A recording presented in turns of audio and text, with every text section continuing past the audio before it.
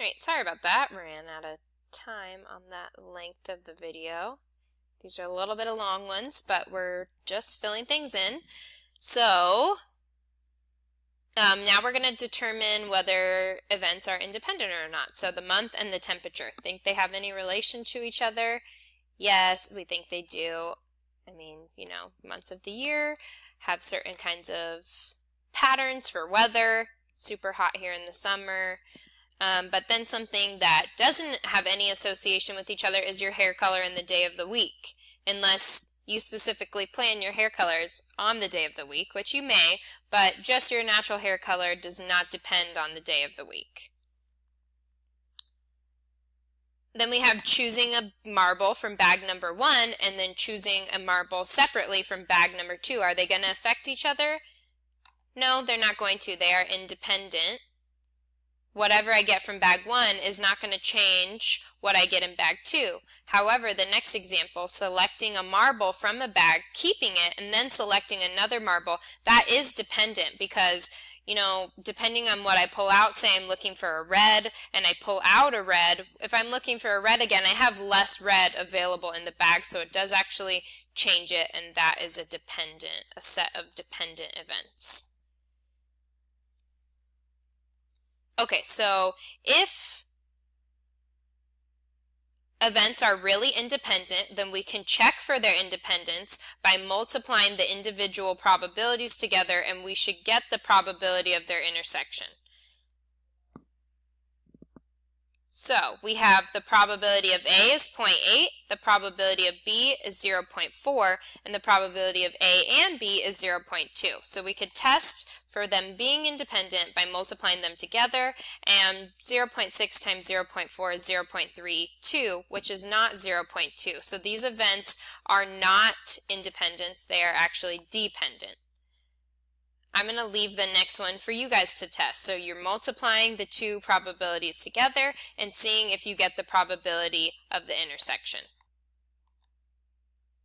Alright, so our last page, and then we will wrap up these notes. So what's the probability of rolling an even number on a die and then rolling a number greater than 4 on the die? So these are going to be, well, let's go through the probabilities. So the first event is rolling an even number, and the probability of rolling an even number, there's 2, 4, or 6, so 3 out of 6.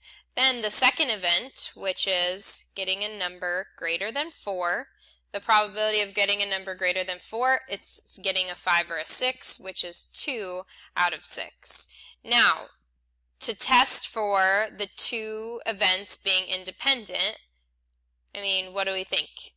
Does it seem like what I get on the first one is going to affect what I get on the second one?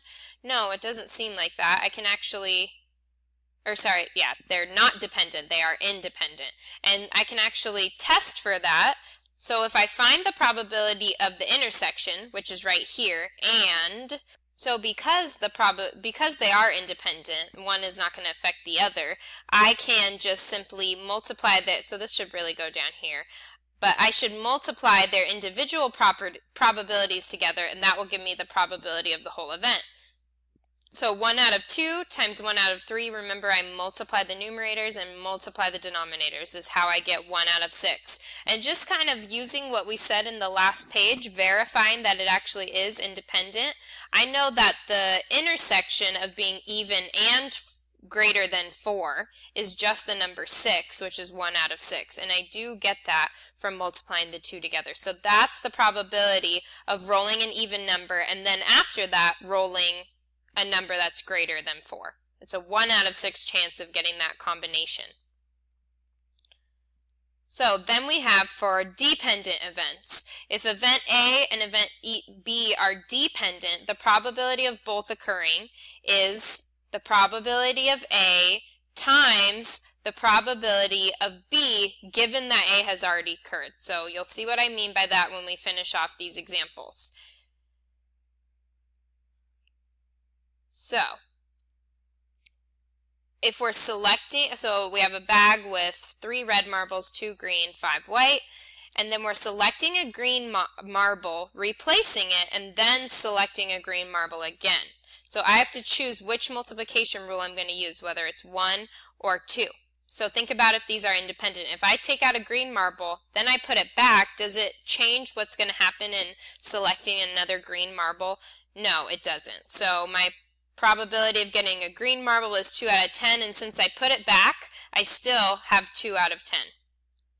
So when I multiply those together, I get 4 out of 100, which is 2 out of 50. So then B, selecting a green marble and then selecting a second green marble. So I am not replacing the green marble this time. So now I have to think about, okay, if I select a green marble, it's 2 out of 10. We already established that. But if I take that one out, my sample space is no longer 10, and I also don't have 2 green marbles anymore. So my second probability becomes 1 out of 9. There's 1 green marble left, and there's only 9 marbles in the bag now, and that becomes a 2 out of 19 chance, or probability.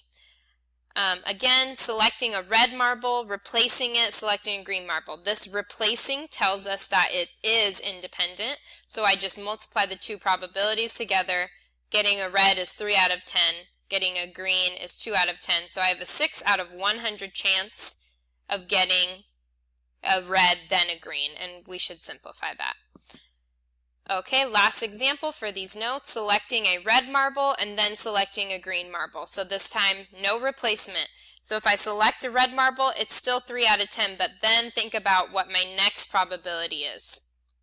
And I would like you guys to finish that one on your own. So we know the probability for selecting a red marble. What is the probability for selecting a green if I've already taken a red marble out of there?